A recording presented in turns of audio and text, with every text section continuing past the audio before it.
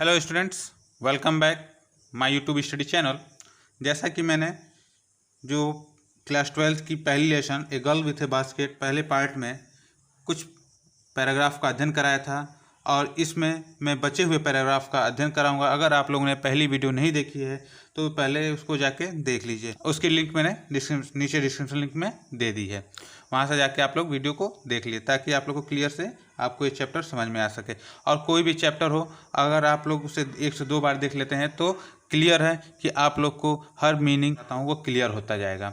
और हाँ, अगर आप लोग को वीडियो क्वालिटी सही नहीं दिख रही है तो ऊपर वीडियो के 3 डॉट दिया होगा, वहाँ से आप लोग जाके क्लिक करके अपनी वीडियो क्वालिटी को बढ़ा लीजिएगा तो आप लोग को वीडियो क्लियर दिखाई देने लगेगा। चलिए आइए पैराग्राफ का अध्ययन करते हैं। कह रहा है the children selling basket where son and daughter of this refugee. देखिए, इससे पहले हम लोगों ने पढ़ा था कि जो भारत पाकिस्तान का बंटवारा हुआ था तो जो लोग थे वह धर्मांधता के कारण या धर्मांधता के भय से पाकिस्तान को छोड़कर भारत आ गए थे। 90 लाख लोग भारत आए थे। तो यह जो लोग थे ये अपने साथ कुछ सामान, ज़रूरत के सामान लिए थे और कुछ भोजन लिए थे, लेकिन रास्ते में चलते चलते उनके भोजन क्या हो गए थे, ख़त्म हो चुके थे और वह भूख और कमजोरी के कारण जहाँ गिरते थे वहीं वो मर जाते थे। तो उसके बाद की बात बता रहा है कि जो बच्चे टोकरियाँ बेच रहे थे, यानी द चिल्ड्रन सेलिंग बास्केट, बच्चे जो टोकरियाँ बेच रहे थे, वेयर सन्स, वो पुत्र, एंड डॉटर, पुत्रियाँ थे, पुत्र और पुत्रियाँ थे, ऑफ दिस रिफ्यूजी, इन्हीं शरणार्थियों के, यानी जो शरणार्थी भारत पाकिस्तान से भारत आए थे उन्हीं के पुत्र और पुत्रियाँ थे। वे लोग, और या देयर पेरेंट्स, उनके माता पिता, और या रिलेटिव, संबंधी, हैड गैदर्ड, एकत्रित थे, इन द सिटी, यानी शहर में, शहर में ही एकत्रित हो गए थे। Sitting up install manufacturing simple articles trying to make a living in a market already overcrowd. छोटी सी दुकानें लगाकर, साधारण वस्तुओं को बनाकर वे पहले से ही तंग या भीड़ भाड़ या भरे हुए बाजार में अपने सामानों को बेचकर अपनी जीविका जीने की चेष्टा कर रहे थे। दे लिव्ड, वे रहते थे, इन क्लॉथ एंड ग्रास शेड, यानी वे कपड़े और घास के बने हुए शेड मतलब होता है छायादार, घास के बने हुए छायादार घरों में या स्थानों पर रहते थे। That lined the street, that line, जो कतार में थी या पंक्तियां में लगी हुई थी, कहाँ लगी हुई थी, द स्ट्रीट, गलियों में, यानी जिनकी पंक्तियां गलियों में लगी हुई थी। अब यहाँ देखिए कह रहा है द पीजेंट मतलब होता है किसान या खेती करने वाला। The peasant among these refugee, इन रिफ्यूजियों में जो किसान थे, हैड बीन अकस्टम्ड मतलब आपका होता है, कस्टम मतलब होता है अभ्यस्त होना, तो वो अभ्यस्त थे, वे अकस्टम्ड, अभ्यस्त होना। टू लिटिल, थोड़े से में ही, ऑल देयर लिव्स, अपनी पूरी जीविका थोड़े से में ही जीने के लिए क्या थे, अभ्यस्त थे। For the annual income of an agriculture family does not exceed, तो कह रहा है यहाँ पे कि फॉर एनुअल इनकम, यानी वार्षिक आय, जिनकी वार्षिक आय थी, ऑफ एन एग्रीकल्चर फैमिली, यानी एक जो कृषि करने वाली फैमिली थी, जो परिवार था, उनकी जो एनुअल इनकम थी, उनकी जो वार्षिक आय थी, डज नॉट एक्सीड, वह ज़्यादा नहीं थी, ऑन एवरेज, जो औसतन $100 ए ईयर, साल की $1, $100, $100, यानी $100 थी, यानी एक साल में उनकी कमाई कुल मिला जुला कर $100 की थी। ठीक है, फिर से इसको देख लीजिए, बता दे रहे हैं कि कह रहा है कि the peasant among this refugee had been accustomed to little their lives for an annual income of an agriculture family does not exceed on an average $100 a year. तो कहने यहाँ पे कह रहा है कि ये जो शरणार्थी थे, इन शरणार्थी में जो किसान थे, वे थोड़े में ही गुजारा करने में अभ्यस्त थे, क्योंकि एक खेतिहर यानी एक किसान की वार्षिक आय औसतन $100 यानी $100 से अधिक नहीं होती थी। एक साल में वो $100 से अधिक कमा नहीं सकता था। क्लियर हो गया होगा आप लोग को। आगे देखिए, the average unskilled labour make 13 cent, यानी एक औसतन अकुशल मजदूर एक दिन में 30 सेंट कमाता था, और या less than $2 a week. Less than मतलब होता है कमी, ठीक है, या $2 से भी कम, $2 से भी कम एक सप्ताह में कमाता था। There is 1 meal a day. अब उसके भोजन की यहाँ पे बात कर रहा है कि वो क्या खाते थे। तो कह रहा है कि there is 1 meal a day, इन्हें एक दिन के भोजन 1 मील ए डे, मील मतलब होता है भोजन, एक दिन के भोजन में क्या मिलता था? एन ओनियन, एक प्याज, ए पीस ऑफ ब्रेड, रोटी का एक टुकड़ा, ए बाउल ऑफ पल्स, एक कटोरी दाल, विथ मिल्क, जिसमें मिल्क भी रहता था, यानी एक कटोरी दाल और एक कटोरी दूध रहता था।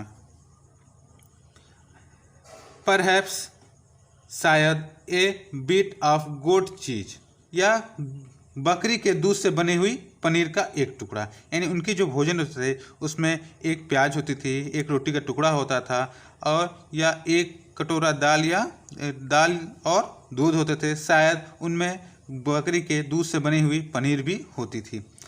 नो टी, न तो चाय, नो कॉफ़ी, न तो कॉफ़ी, न फैट, न कोई वसा, नो स्वीट, न तो कोई मिठाई, और नो मीट, और न तो कोई मांस इन्हें मिलता था।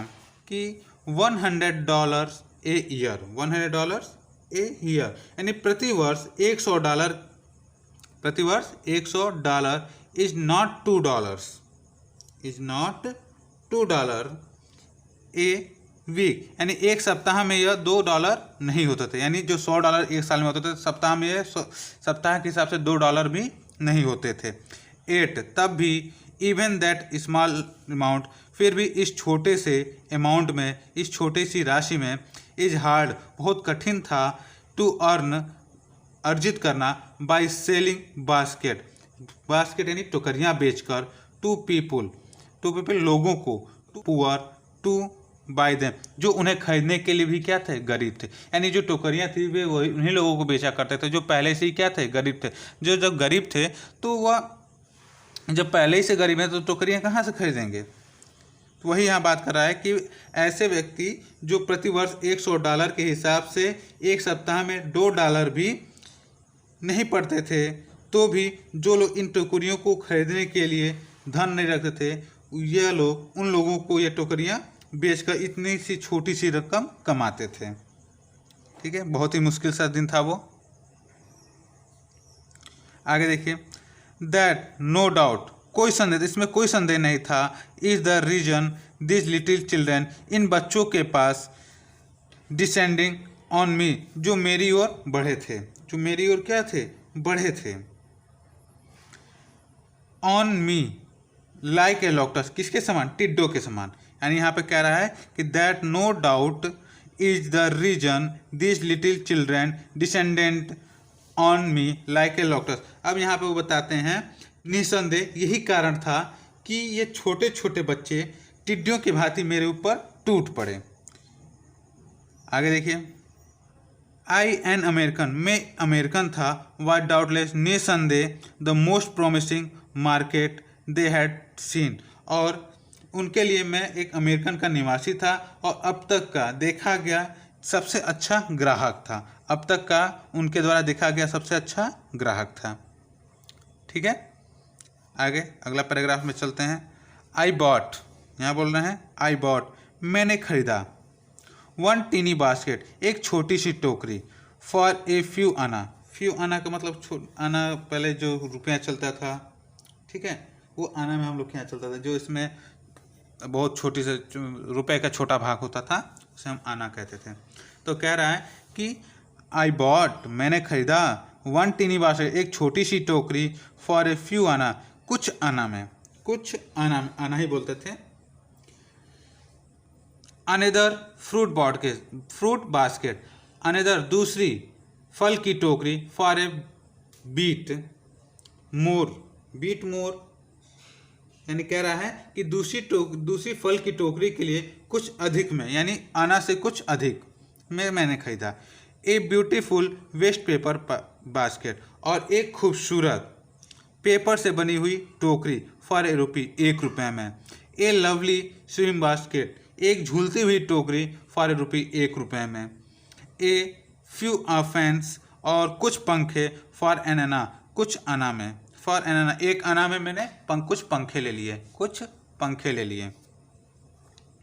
माई आर्म, मेरी बाहें, वेयर भर गई थी, एंड और I had not spent 50 cent, और मैंने अभी तक 50 सेंट यानी 50 सेंट भी खर्च नहीं किए थे। 50 cent. The children passed in, यानी जो बच्चे नगजी से पास से गुजर रहे थे, शाउटिंग देयर वेयर, वे अपने सामानों के लिए चिल्ला रहे थे। वेयर मतलब होता है सामान, यानी अपने सामानों को चिल्ला बेच रहे थे। आई वॉज ए प्रिजनर, मैं एक कैदी था। कंप्लीटली सराउंडिंग, चारों तरफ से, पूर्ण रूप से चारों तरफ से मैं कैदी बन गया था उन बच्चों से। अनेबल टू मूव, और मैं हिल नहीं सकता था, यानी बच्चों ने उसको इस तरह घेर लिया था कि वह पूर्ण रूप से क्या हो गए थे, प्रिजनर बन गए थे, कैदी बन गए थे, और वो हिल नहीं सकते थे। The most diligent aggressive wonder was a beautiful girl of 9 right in front of me, एक मेहनती, एक परिश्रमी, अग्रेसिव मतलब होता है आक्रामक या लगनशील, वेंडर फेरी वाला, was a beautiful girl of 9, जो एक 9 साल की बच्ची थी, right in front of me, मेरे सामने खड़ी थी। She had a lovely basket with handle, उसके पास हैंडल वाली एक खूबसूरत सी टोकरी थी। एंड और सी वांटेड, वह चाहती थी ₹1.50 फॉर इट, वह उसके लिए ₹1.50 चाहती थी। ठीक है, ₹1.50 चाहती थी, और या अबाउट 13 सेंट, लगभग 30 cent. She was an earnest pleader, earnest मतलब होता है मेहनती, ईमानदारी के साथ काम करने वाला। ठीक है, तो वह ईमानदारी के साथ विनती कर रही थी। प्लीडर मतलब होता है विनती करना, प्रार्थना करना। वह ईमानदारी से, यानी उसकी प्रार्थना में ईमानदारी थी। There were tears in her eyes, उसकी आंखों में आंसू थे। She pleaded and begged in tone that would bring होता है द्रवित करना। ठीक है, द्रवित करना, एनी हर्ट। तो देखिए, she pleaded and begged in tone that would bring any heart, यानी उसकी जो विनती थी, उसके जो स्वर की जो विनती थी या याचना की, उसने मेरे हृदय को क्या कर दिया, द्रवित कर दिया, उसने हृदय को द्रवित कर दिया। आगे देखिए,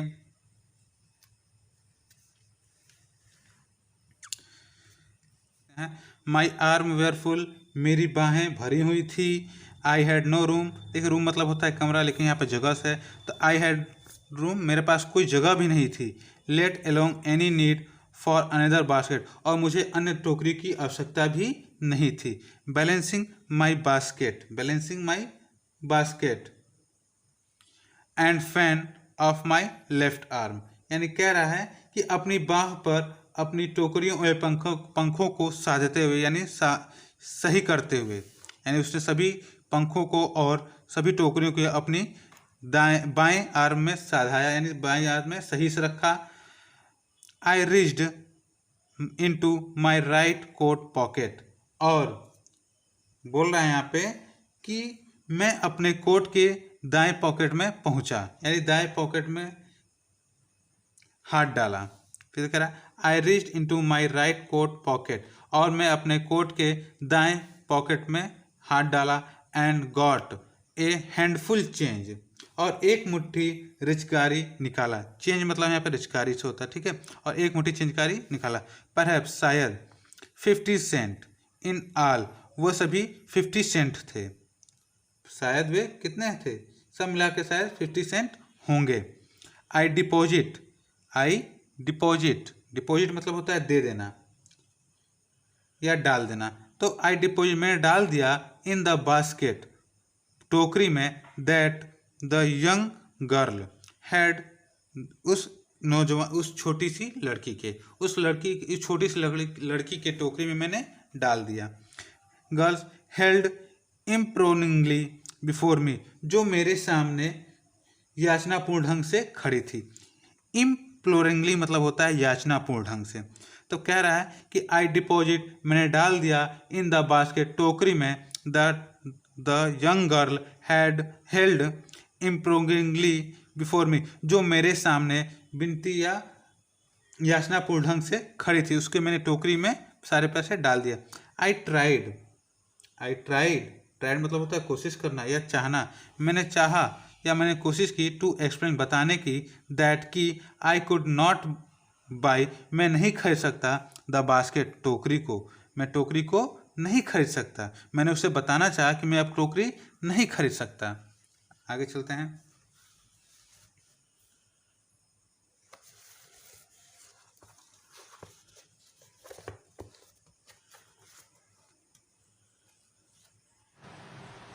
but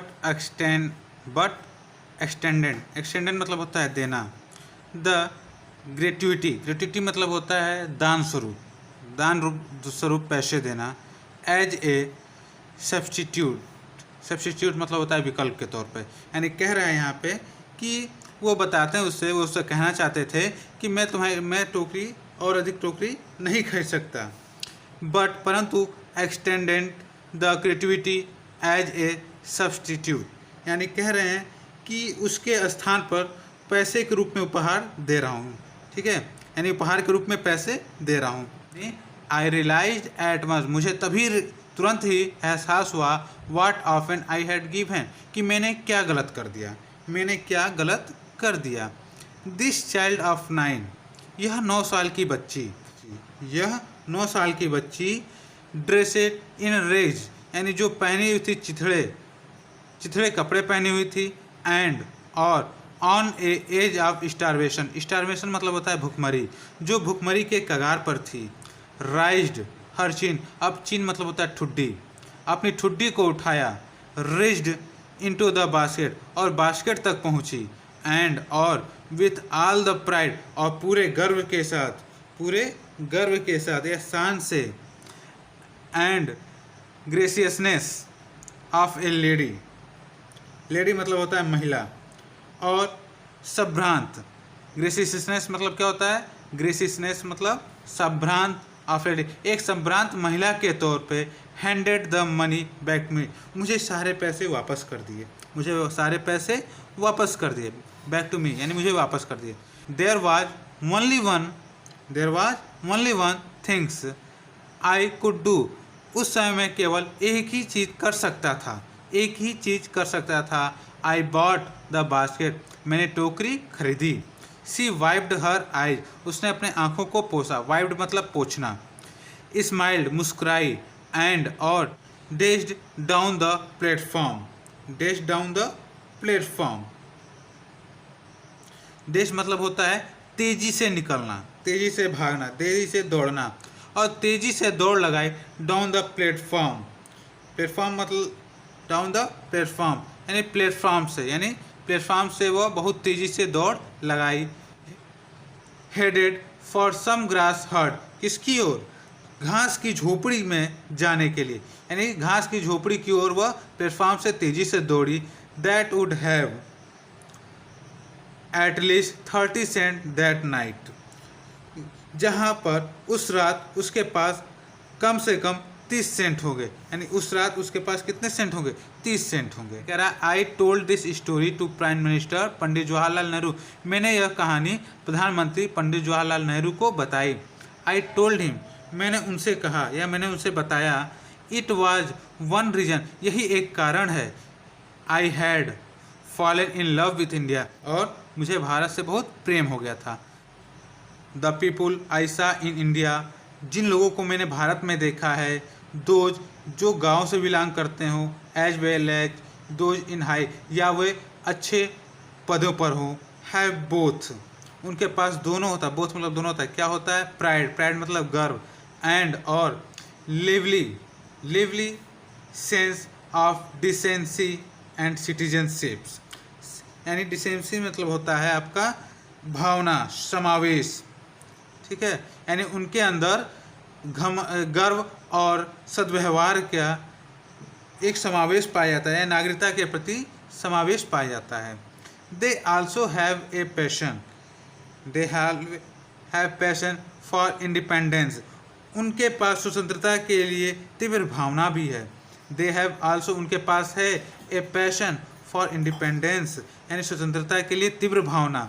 this beautiful child born in squalor and poverty, यह खूबसूरत बच्ची जो गंदे स्थानों पर और पॉवर्टी गरीबी में पैदा हुई है, अनएजुकेटेड अशिक्षित थी, in both grammar and manner, जो ग्रामर यानी ग्रामर का मतलब होता है व्याकरण और मैनर मतलब सदव्यवहार, यानी ग्रामर और सदव्यवहार से पूर्ण रूप से अशिक्षित थी।